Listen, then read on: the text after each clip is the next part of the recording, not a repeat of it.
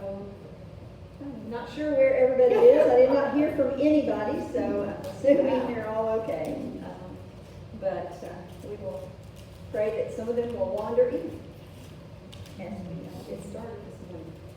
So we're continuing to talk about purpose, living a life that has purpose. And today we're going to talk about, we're going to start talking about perspective. Having a purposeful perspective. And we're still in Philippians chapter 1 as we get started with that. We're going to open up in prayer. Continue to remember Judy Nicholson. She is at home. She did not go to Spartanburg. She is at home. Been home since the 3rd of September. So if any of you can fix her a meal, send her something, whatever, help her out, maybe go clean her house, whatever, that would be great. She would greatly appreciate any help that she can get while she's still getting therapy. They're coming to the house 3 times a week for therapy. And she's had some trouble with her blood pressure being really high, but the last 3 days it has been normal. So we've been praying about that this week, but the last 3 days it's been normal. So we're thankful for that. And many of us who would have done something thought she was in Spartanburg. Yeah, I know. I just feel so bad. But she's not. She has been at home. She had her surgery on the 2nd and went home on the 3rd. And she has been, I confirmed that with her this week. So she has been home since the 3rd. So yeah, we're kind of behind the 8 ball on that, but that's all right. We can still take care of her. Yeah. So, all right. David, would you open us in prayer this morning, sir? Father, we thank you so much for this opportunity to come together, Lord, to hear what you have to say through the voice of Patti, Lord. You love us so much that you're constantly teaching and admonishing and encouraging us through your servants. We hope and pray that the Holy Spirit will mark our minds and hearts with what you have to say through the voice of Patti and other teachers as we develop in our spiritual growth, Lord. Thank you, Lord, for everything. We ask your blessing for those that are not here also. In Jesus' name we ask these things. Amen. Amen. All right. So we established last week that Paul was a man of prayer, and that when he prayed with purpose. He had intentional purpose in how he prayed and how he spoke about the people that he was praying for and to God for what their needs should be. We talked about him not praying necessarily for physical things. He prayed for spiritual situations and for their spiritual well-being, which if their relationship was right, then everything else would fall into line. Because we trust God when our relationship is right. So even though things might not go the way we think or plan, because our relationship is right, we understand His sovereignty and we trust Him, and we're able to walk better through those things even if they aren't the way we thought they should be.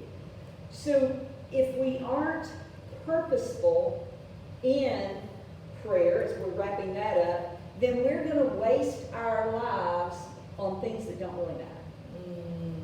We're going to waste our lives on things that are not what God intended for us to be spending our time and energy doing, talking about, all of those things. So as we move from purposeful prayer in a sense and begin to talk about perspective, perspective is everything. Amen. Perspective is everything. So it is much easier to talk about how we think or feel about something than to truly look within ourselves to see why we feel that way. It's a whole lot easier to express our emotions than to take control of our emotions. You okay there, Dan? Okay. So we can't we can't read Paul's letters without, especially this one to the church at Philippi, without thinking, Philippians 1, without thinking of words like joy, rejoicing, thanksgiving. So when do we, in our own perspectives, tend to think of words like joy, rejoicing, and thanksgiving? I'm sorry. When things are good. When things are good. When things are good. We tend to, those words tend to be a part of our thought process and vocabulary when things are going great. It tends to be when God has done exactly what we expected Him to do. When our perspective is focused on how blessed I am, how great things are going for me, how wonderful it is that this has happened, and how wonderful it is that this hasn't happened, those tend to be the times when we think of Thanksgiving. In God's Word, Thanksgiving, the word Thanksgiving is related to spiritual blessings, not physical blessings. So, let's look at it from a different perspective. So, at Thanksgiving, we have a day that we associate that with. On Thanksgiving Day, when we go around the table, and your family may not have that tradition, some do, some don't, you go around the table and say what you are thankful for. What do we tend to hear? I'm thankful for my family. I'm thankful for my health. I'm thankful for My job, my health, my family, the roof over my head, clothes on my back. clothes on my back. Clothes. We tend to associate that with material type blessings. But from the Word's perspective, from the perspective of Jesus, who is the Word made flesh, that is associated with spiritual blessings. So again, Paul's perspective on things, his whole perspective on prayer was different. He focused on the spiritual, not the physical. And now as we look at this whole word of thanksgiving should be focused on the spiritual, not the physical. So how would that change what is said around the table? What things might we be thankful for if we looked at it from a spiritual perspective? What are your spiritual blessings? Grace and mercy. Grace and mercy. Growing in maturity. All right, growth, relationship growth, growing in maturity, development in Jesus. Could it be clothing your right mind? What's that? Clothing your right mind, Yes. Having your right. Having our right mind and having that peace that passes all understanding to sustain that right mind. Clothing our right mind with the Word. And having that ability to clothe ourselves with that. To wash ourselves with that. Go ahead. And we're thankful that we're not like the world. Okay? Right? Especially right now, that we still have peace when all around us there is no peace. Okay? And so we're in an offended time. So we have to be careful even saying a statement similar to what Paula just said. I thank the Lord that I'm not like the world. Because immediately someone could take offense to that and say, well, what do you mean? You think you're better than me? Yes. Oh, please. So, but then she went on to clarify that, to say, we can have peace when there is no peace. So we can walk in the things of God even in trying times, even in difficult times, that we can be set apart. We can be different. It's a shame that we're at a place that we have to weigh every word. But is that really different than what the Word tells us to do anyway? That we weigh every word before we speak? But even the statements like, but for the grace of God, that would be me. Yeah. So does God's grace not pour out on them? You know, we have to weigh what we're saying and think about from a different perspective, just being thankful for what God has done for us. Quit comparing it, because we've never been supposed to compare to what others are or have in the church or outside the church. Our comparison stick should be Jesus. So again, it's total different perspective. It's weighing out what we say from a thankful heart without comparing or making it look as though I'm more blessed than you. God favors me over you. That's so good. David? That's eye-opening there.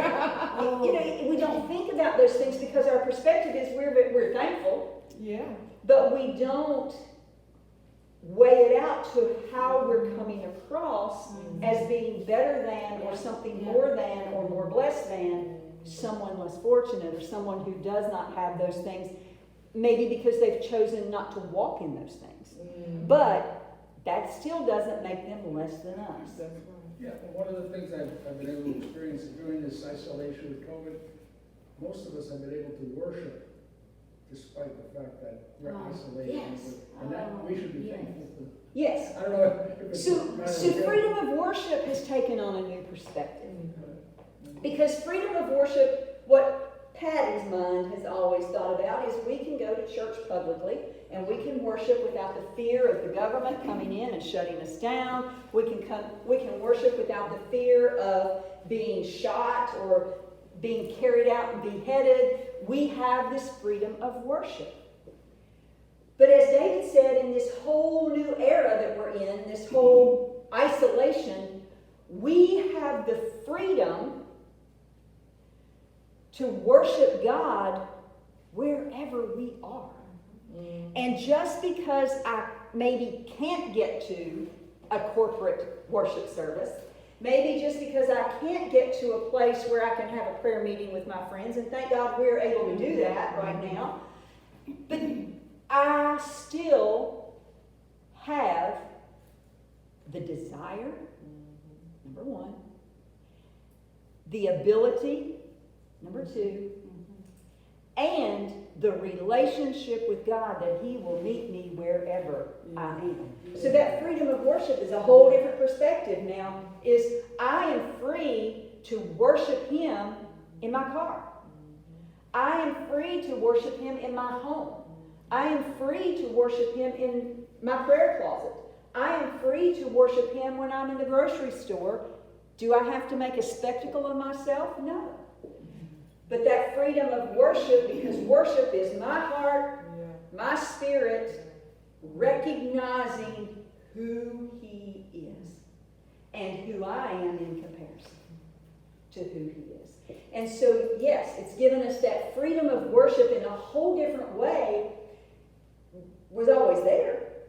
We just didn't recognize it. Our perspective was different because we see worship as a service that we come and spend time doing. So thinking about all the things that we can be thankful for, yes, our grace and mercy, our peace, our strength, our hope, our freedom of worship, our ability to have peace of mind, our ability to wash our mind with the Word, the ability that we have had to memorize the Word over time so that now we can use it in times when we might not have it readily handy or available in a book form or in a electronic device form. But what about each other? Our friends in the faith. Think about your friends in the faith, my friends in the faith. Think about the people, the family that God has given you. You have absolutely nothing to do with the family you were born in.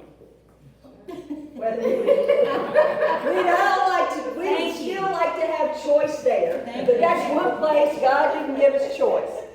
We're born into a family, and you're stuck with them. But we have choice about our faith family. We have choice about where God leads and guides, but we still have a choice of whether we honor his request and say, here, let's go here, or whether we go someplace else. But think of all the spiritual blessings, let alone all of the physical blessings that have come through your friends in the faith. Some of the people that you have come to know because you know Jesus are closer to you Yep. than some of the people who were born into your family without your choice.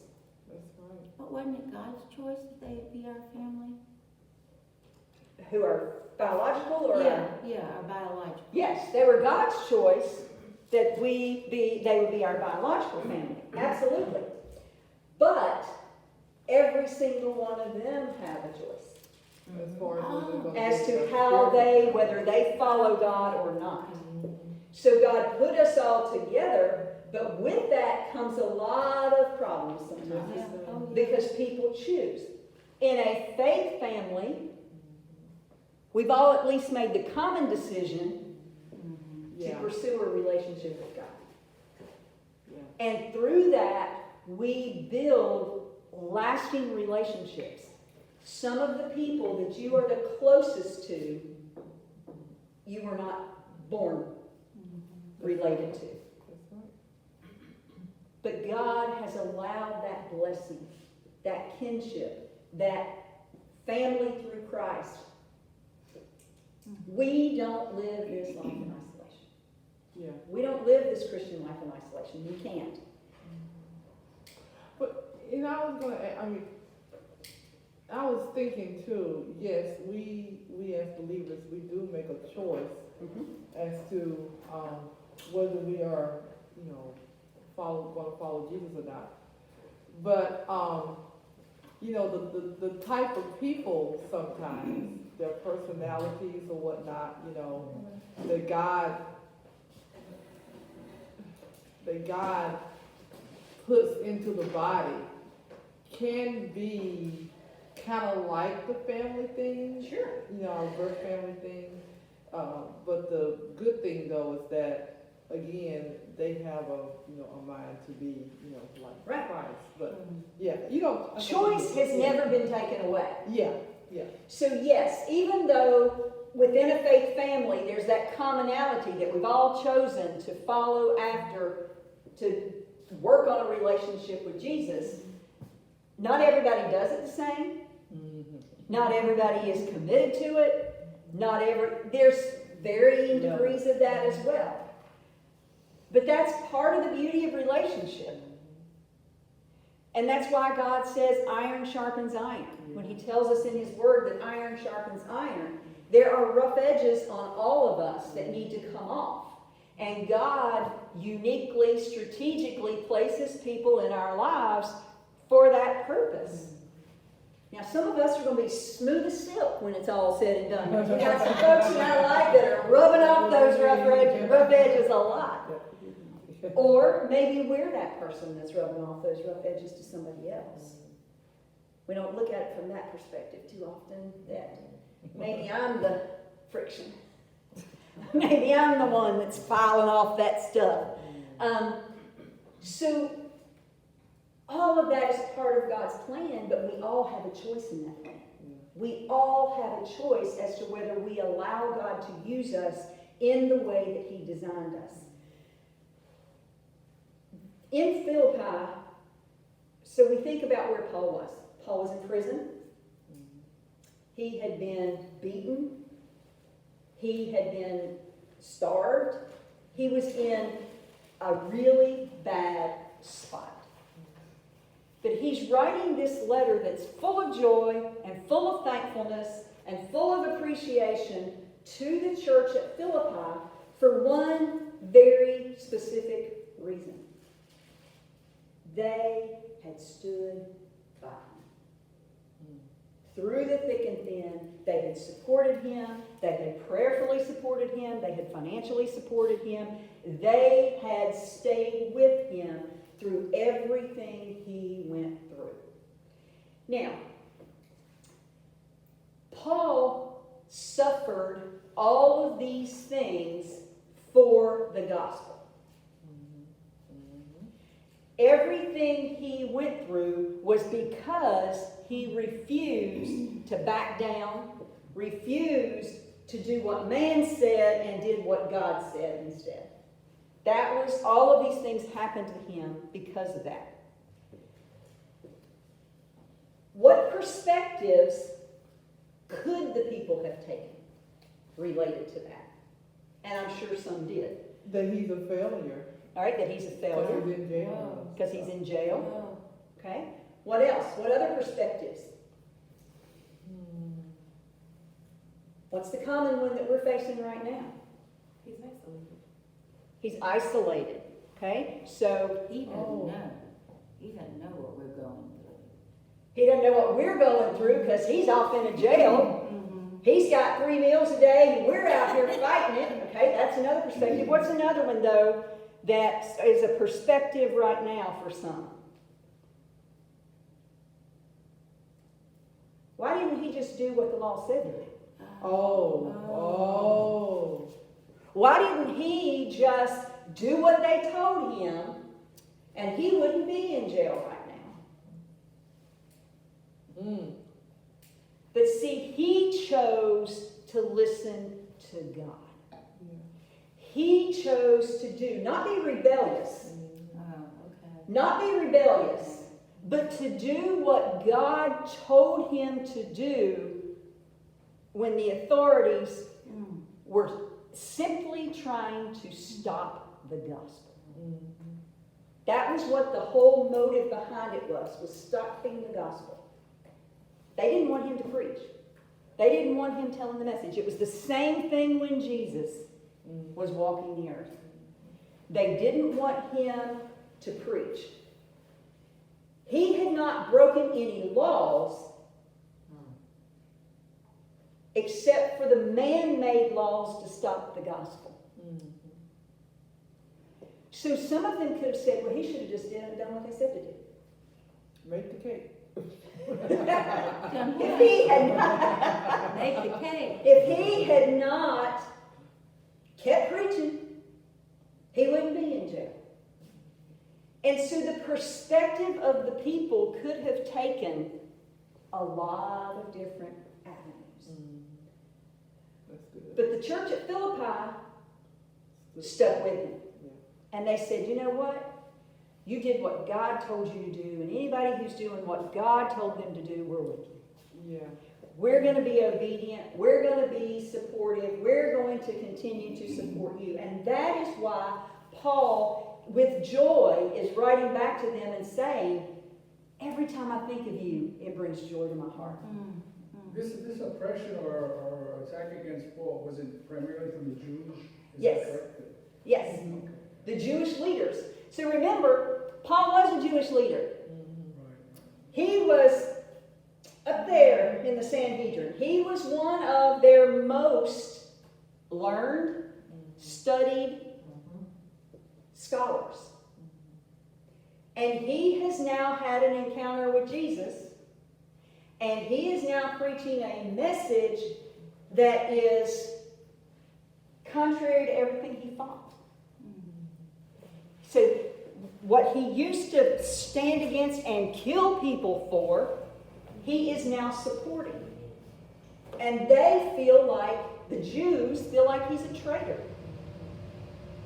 And so they've come against him to shut him down because people are listening to him.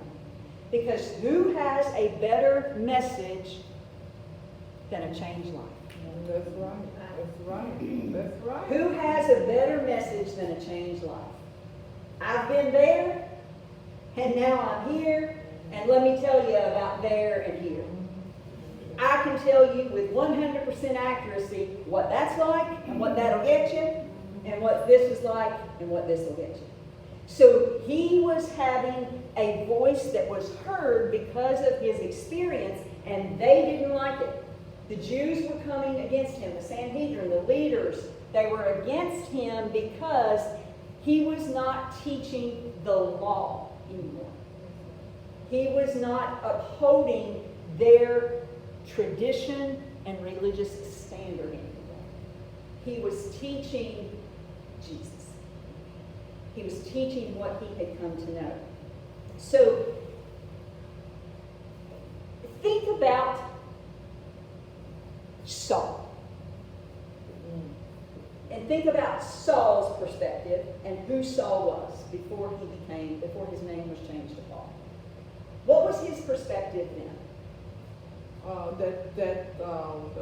These Christians, and I don't think they even had that name by then, but we were just going to say that. But they were blaspheming, and so they needed to be done away with because that's what the Torah said. The Torah said that if you worship another god and you lead other people to do the same, you have to be killed. All right. So his perspective was, as Saul, the law is the law is the law, and every letter of the law needs to be followed, and anybody not following the letter of the law needs to be punished according to the law. Okay, that was his perspective. Then he met Jesus. I was going to say that's what killed Stephen, by the way. Yes. That Paul was a witness to. Yes. And proved. Yes. I'm It sorry. says that he watched and approved. Okay? And so Stephen was stoned because of his faith while Saul was watching that happen and approving of it. He did nothing to stop it. So now he has a Damascus Road experience where he meets Jesus. He has an encounter with the one who came to deliver and save the Jews who they rejected.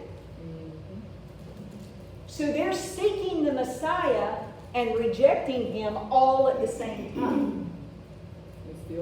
And still are, and so are the Gentiles. Yes. So that's us, in case you're wondering. You're right. You're right. We seek after God and then reject what he tells us to do all the time. So he meets Jesus on the Damascus Road, has this life-changing encounter with Jesus. He's blinded by the greatness and the brilliance of Jesus, and he truly is changed. And what changes the most is his perspective. His heart changes, but what that changes is his perspective. And now, on the other side of the encounter with Jesus, his eyes are opened physically, he can now see again, and spiritually. And now he says, oh, what mistakes. How could I have ever thought that way? All those Christians that I persecuted and killed, all the ones I had killed, all of that I did claiming my rights, thinking I was in the right, thinking that I was upholding the law, when all along I was blinded to the fact that this is the law being revealed. This is Jesus. This is the Messiah, the one who came to save, the one that we've been waiting for. His whole perspective changed. And when that perspective changed, his life changed. I think we need to remind ourselves that God gave them the law, Yes. but they changed it Yes. through their perspective of how they viewed it needed to be enforced. Yes. So when Jesus came, he was almost redirecting Yes. us to Yes. go back to what the original purpose was. Right. The whole purpose of the law was to help people understand the difference between right and wrong. Yep. That was the whole purpose of the law. But because of a skewed perspective, enforcing the law became worse than abiding by the law. Because they became power hungry. They became empowered by this ability to make you do what you're supposed to. And we see that in America. I think we also see that in our everyday experiences with other people. Yes. Because from my own perspective, I see that, I go through things. Things don't always go the way I expect them to go, but I don't lose my mind over it. Right. And when other people that don't understand why I think that way look in at me, they're like, what's wrong with her? Why isn't she upset? Why didn't she get angry? Why did she handle that a different way? Because I'm not looking at it the same way you're looking at it for a personal gain. Right. I'm looking at it from a different perspective. So she's right in that, in all of that, but she's also right in the fact that when we get this much power, it becomes about personal gain. Yeah. It becomes that selfishness that is deep-rooted in us, because that pride and selfishness is what caused Satan to fall. And when we lose that, we react to it Right. in a worse manner. situation worse. Yes. It's innate in us. I want you to think about that. It's innate in us because we were born in sin, with a sinful nature. So it is part of our physical, natural being to be selfish and power-seeking. It's part of our very nature that came from Lucifer. That was his downfall. And so when we give in to that, it makes us a self-seeking, prideful person. When that is fueled by some sort of assumed or delegated power, it becomes a monster. Winning becomes everything. I was just saying that, where are we going to come to the point where we can support a person, but then call things out That are not right. That are not right, because winning is not everything. Right. If it costs our reputation. Winning is not everything. You are absolutely right, Kim. Winning is not everything. And we need the ability to judiciously, and I'm not talking about the legislative and judicial branch, I'm talking about within us. We need the ability judiciously to support what is right and condemn what is wrong. To call out those things that are wrong, but it doesn't make the person a demon. No. It doesn't make the person terrible. I hate what is happening in society. And hate's a strong word, and I don't like to use the word hate, but I abhor, that's the word that God uses, what is happening in society right now.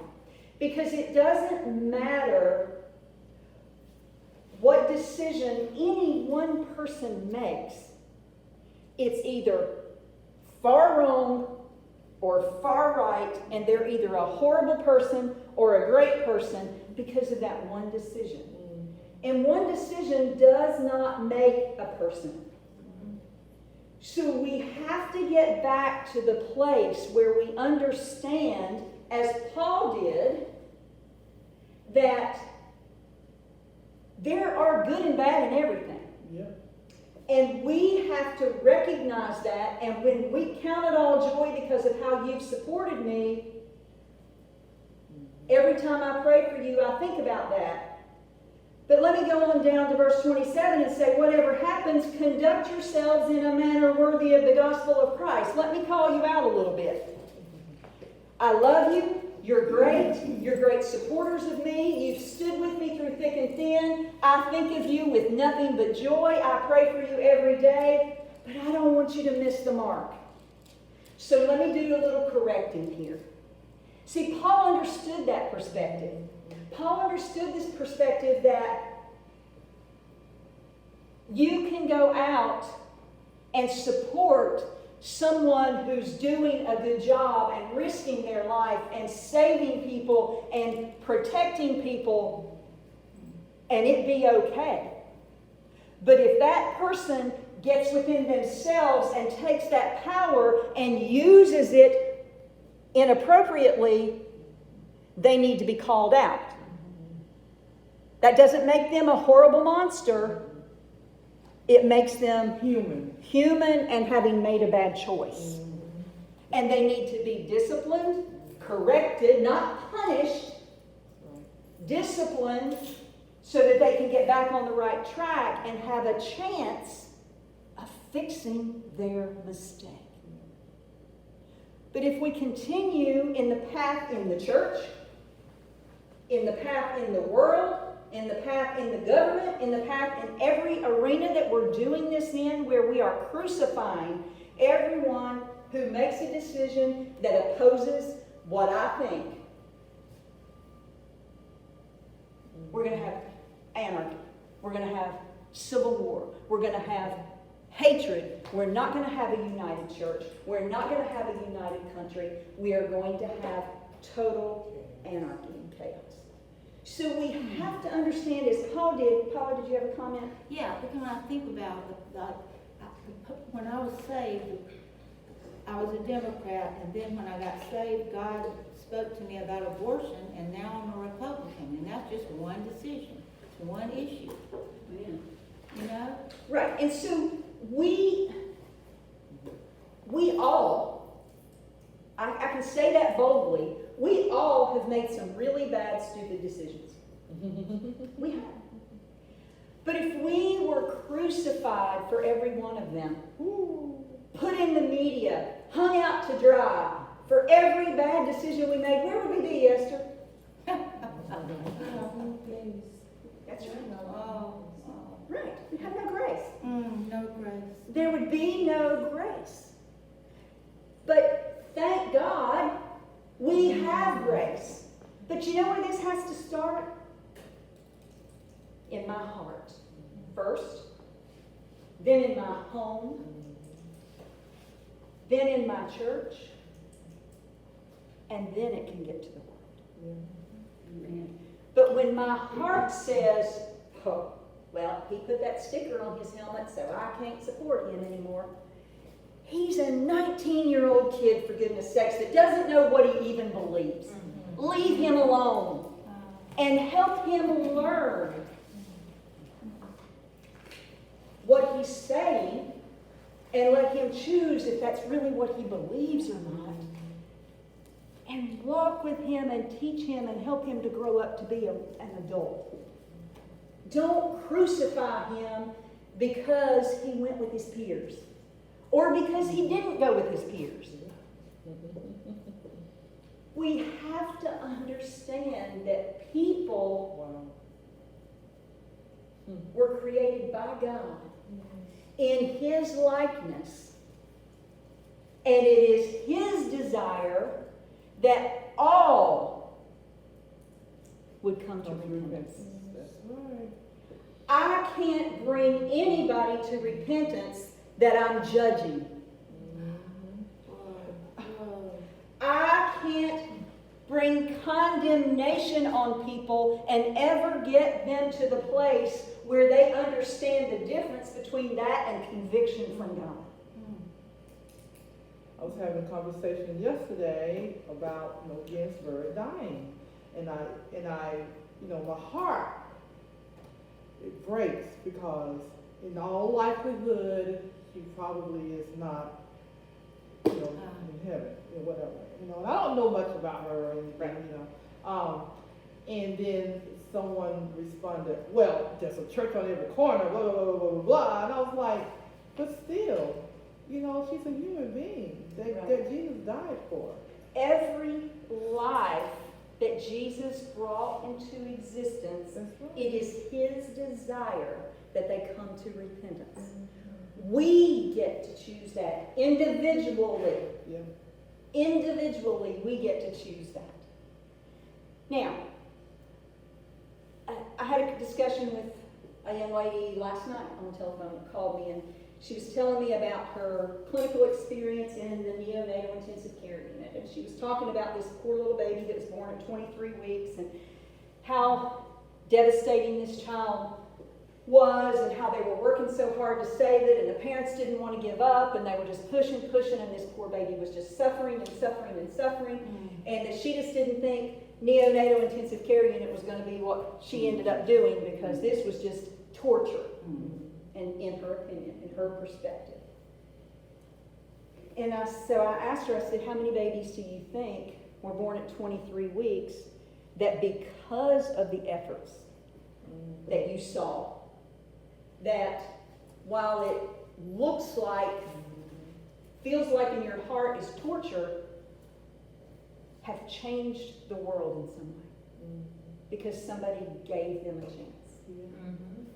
And she said, well, but next week I'm in PICU, so maybe that'll be better. And I said, so PICU is pediatric ICU. So these are kids that are still suffering, that maybe have cancer, that have really bad sicknesses, that have these lines and tubes. She said, yeah, but they've gotten to experience some life. Oh, wow. I said, okay. And she said, I do fine in adults, and I can do any type of adult care. I said, and why is that? Well, because they've gotten to live their life. I said, so adults' suffering doesn't matter. Only babies who have just been born's suffering matters. She's like, no, I didn't mean that. And I said, but that's what you said. That's what you said. And I said, all I'm trying to do is help you realize you don't even know what your perspective is. It didn't feel good emotionally, so you're reacting to it. But you don't even really know what your perspective is on this. But it's still alive. And there's still something that as a nurse you can do for maybe 5 minutes to give quality to that life. That's why you're there. Not to judge what they're doing, not to say, oh, they shouldn't do that, not to judge the parents because they're forcing that, not to judge the family because they're not allowing that. Your purpose is to be there to make a difference for the time that you've been given with that life. And you missed your opportunity because you were too busy judging. You were too busy pointing fingers and looking down your nose at decisions being made that you disagreed with. But I challenge every one of us, how many of us are guilty? How many of us have been given a key opportunity that might be the only time in that person's life that you had the opportunity to give some quality, and you blew it because you were judging, looking down your nose, pointing your finger, or sharing your opinion? We miss opportunities that God places in us. We're talking about purpose. Our purpose was the same as Jesus' purpose. He said, I've come to seek and to save that which was lost. He gave us that purpose in Matthew 28 when he says, go into all the world, teaching them, baptizing them. He gave us very clear instructions of what our purpose is, what we're here to do, what we're supposed to be doing. Being the hands and the feet of Jesus. When Jesus walked this earth, he didn't say, oh, you've had 5 husbands and the one you're with now is not yours. You're not worthy of me. Jesus didn't say that. He said, you've had 5 husbands and the one you're with now is not your husband.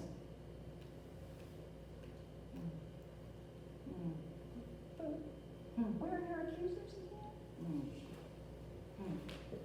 Go and sin no more. He didn't say, here, let me pick up the stone and throw it at you. He said, go and sin no more. Because it's my Father's desire that all would come to repentance. So go change your perspective on life. Go and do what my Father would have him do. When the disciples were tired, and Lord, how in the world are we going to feed all these people? Send them home. That was the perspective of his disciples, his followers, those that he was teaching. And he was like, tell me what you have. Let's see what we got. Well, this little boy's got some lunch that his mom packed for him and brought. How far do you think that's going to go? But this is what we've got, Lord. And he said, tell them to sit down. Tell everybody to have a seat. We're going to have a picnic.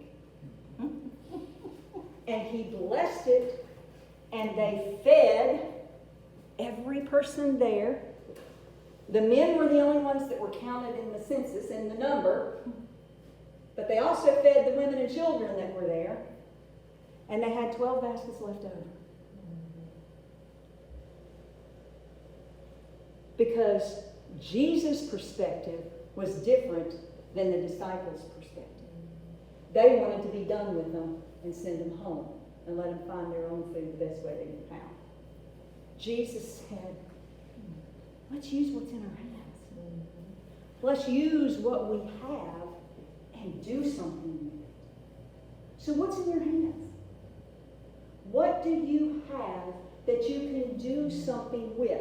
What do you have that you can share with someone else to change the quality of their life because your perspective was different?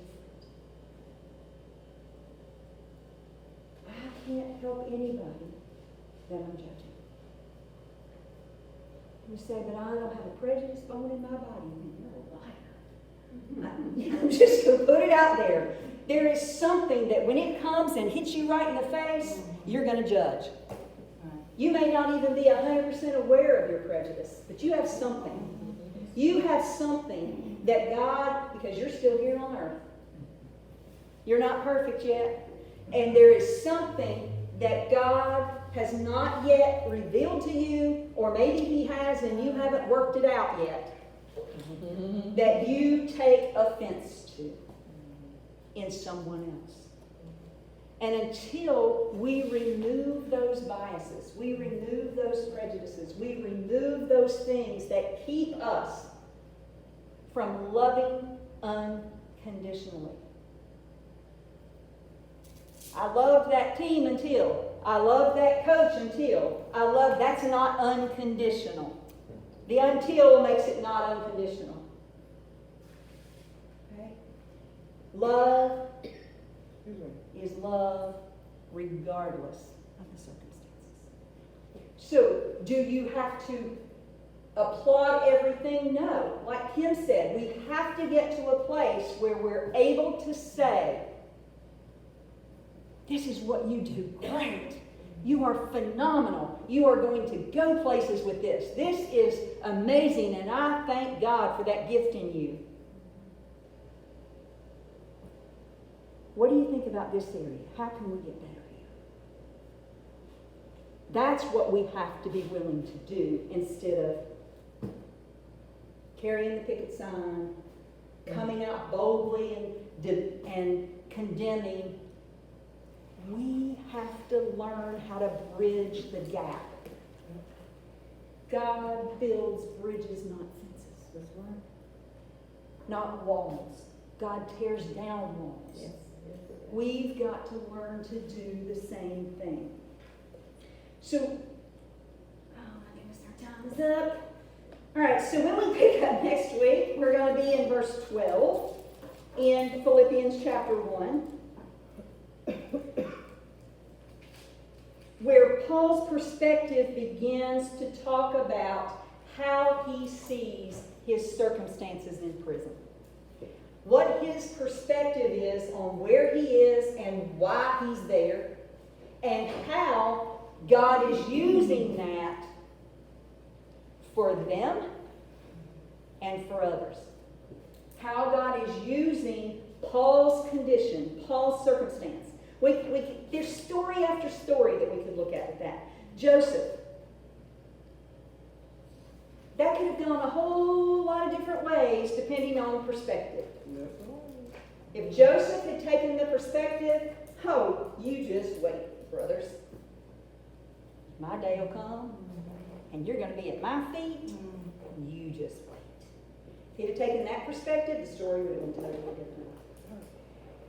If Job had taken a totally different perspective and said, God, I did everything you told me to do, and you still took everything away, I'm done with you. I'm going to listen to my wife this time, and I'm going to curse you, and I'll just lay down and die. The story would have been totally different. It's all about perspective. So we're going to look at Paul's perspective and how it flips the tables. How it flips the tables of what's happening. So that's where we'll pick up next week. Miss Joy, will you close us in prayer this morning? Lord, we thank you today